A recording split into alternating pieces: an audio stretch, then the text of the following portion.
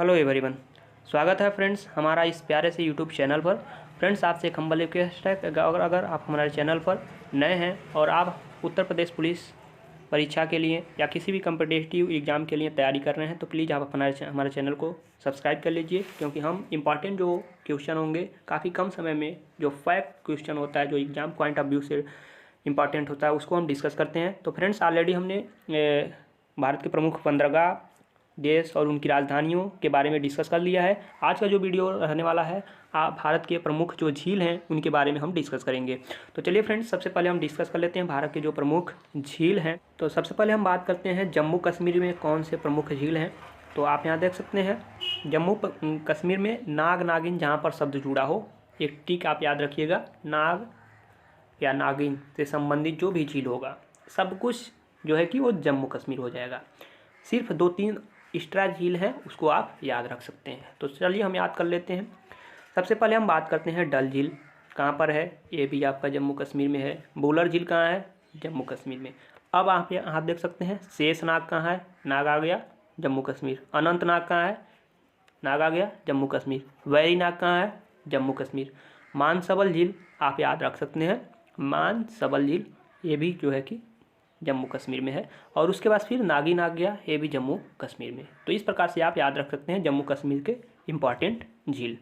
Next है आपका राजसमंदर, okay, पिछौला, शामभर झील, जय समंदर, फतेह सागर। यानी कि इसमें क्या है, जो राजस्थान की झील है उसमें सागर शब्द जुड़ा होगा। मोस्टली जो है कि सागर शब्द जुड़ा होगा, वो राजस्थान में स्थित होंगे। ओके, तो राजसमंद झील, पिछौला झील कहाँ पर स्थित है, ये भी राजस्थान में। सांभर झील कहाँ है, ये भी राजस्थान में। जयसमंद कहाँ है, राजस्थान में। फतेह सागर कहाँ है, राजस्थान में। डिडवाना झील कहाँ है, राजस्थान में। लूनकरणसर झील कहाँ है, ये भी राजस्थान में। आना सागर झील कहाँ है, ये भी राजस्थान में। आना सागर झील एक खारे पानी का झील है। कैसे है राजस्थान में, ये राजस्थान में जो है कि जो वहाँ पर मरुस्थल है उसके चारों तरफ जो है कि ऐसे इसके जो है कि पहाड़ हैं और पहाड़ के बीच में ये झील है। ओके, आना सागर। तो कुछ इस प्रकार से इसका लोकेशन है। तो ये भी राजस्थान में है। इसको एक ट्रिक के माध्यम से याद कर सकते हैं, जैसा कि हमने ट्रिक भी लिखा हुआ है और PDF आपको मिल जाएगा आपको हमारे टेलीग्राम चैनल पर, जिसका लिंक हम जो है कि वीडियो के डिस्क्रिप्शन में दे देंगे। आप वहाँ से डाउनलोड कर सकते हैं ताकि आप दोबारा जो है कि रिवाइज कर सकते हैं, या आप जो है कि दोबारा जो है कि वीडियो को देख लेंगे तो भी आपको दो बार आप वीडियो को देखेंगे सारे जो है कि याद हो जाएंगे। तो DP को जरा फंसा लो। ओके, तो DP, डी से क्या है, डिडवाना, P से पिछौला, जैसा कि हमने डिस्कस किया, डिडवाना और पिछौला हो गया। को साइलेंट है। ज से जय समंदर, रा से राजसमंदर हो गया। उसके बाद से जय समंदर हो गया। F से फतेह सागर हो गया। सा से आपका सांभर झील हो गया। लू से लूनकरणसर झील हो गया। ओके, और एक आपको आना सागर याद रख लेना है। तो इस प्रकार से आप जो है कि राजस्थान के प्रमुख झील याद रख सकते हैं। नेक्स्ट है आपका 7 ताल। इसमें ताल शब्द जुड़ा होगा जो कि नैनीताल से संबंधित होगा, उत्तराखंड से संबंधित होगा। ओके, जिसमें भी ताल जुड़ा होगा वो झील कहाँ पर होगा, उत्तराखंड में। तो सबसे पहले हम बात करते हैं 7 ताल कहाँ है, वो भी नैनीताल, आपने सुना होगा, उत्तराखंड। राकस ताल झील, उत्तराखंड। मालाताल झील कहाँ है, वो भी उत्तराखंड। देवताल झील कहाँ है, उत्तराखंड। नौकुचिया ताल कहाँ है, वो भी उत्तराखंड। खुरपा ताल कहाँ है, वो भी उत्तराखंड। खुरपा ताल हालांकि नैनीताल के पास में ही पड़ता है। ओके, माला ताल कहाँ है, वो भी आपका उत्तराखंड में पड़ता है। तो ये हो गया आपके ताल से संबंधित उत्तराखंड में। ओके, नेक्स्ट है आपका हुसैन सागर झील। हुसैन सागर झील है, हुसैन सागर आपका आंध्र प्रदेश में। ओके, आंध्र प्रदेश में आपको याद रख लेना है। तो इसको कैसे आप याद रखेंगे, हुसैन सागर। अब जैसे कि हुसैन मुस्लिम जगत से नाम संबंधित हुसैन संबंध में आ रहा है। ओके, तो मुस्लिम जगत से संबंधित नाम लग रहा है।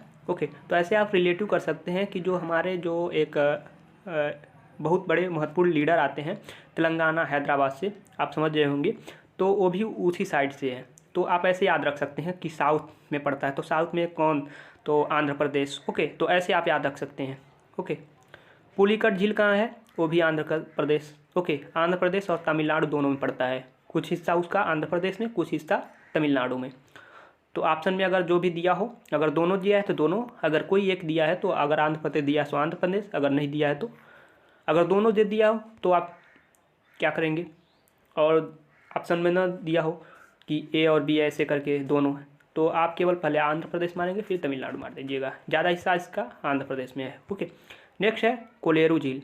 कोलेरू झील कहाँ है? आंध्र प्रदेश। आप याद रखेंगे। तो आंध्र प्रदेश के 3 मात्र जो है कि आप झील महत्वपूर्ण हैं, आप इसे याद रख सकते हैं।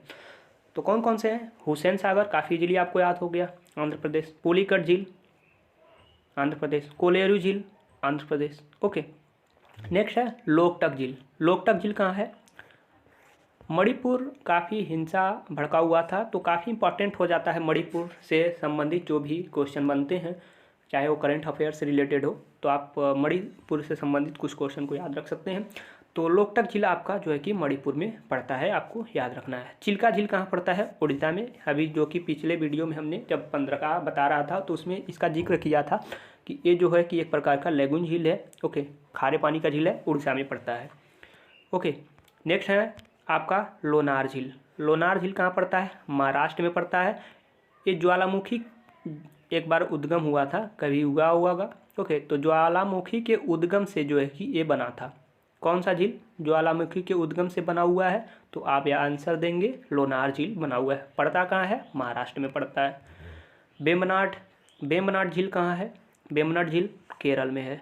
आप याद रखेंगे केरल के 3 झील हैं। कौन कौन से हैं? वेम्बनाड, अष्टमुदी, पेरियार। वेम्बनाड, अष्टमुदी, पेरियार। ओके, तो वेम्बनाड, अष्टमुदी और पेरियार जो झील हैं वो केरल में है।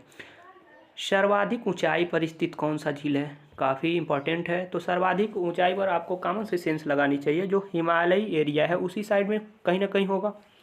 तो तो ऐसे ऑप्शन से आप टिक कर सकते हैं।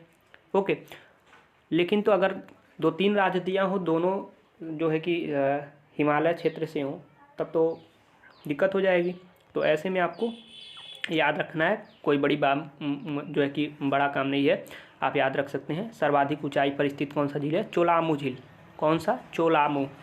कौन सा झील है? चोलामू। कहाँ पर स्थित है? सिक्किम में। सर्वाधिक ऊंचाई पर चोलामू झील सिक्किम में स्थित है। सबसे बड़ा तटीय झील, तट पर।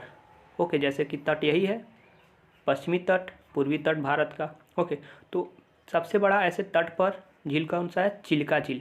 और यही जो भी उड़ीसा में स्थित है, और ये जो कि खारे पानी का सबसे बड़ा यही झील है।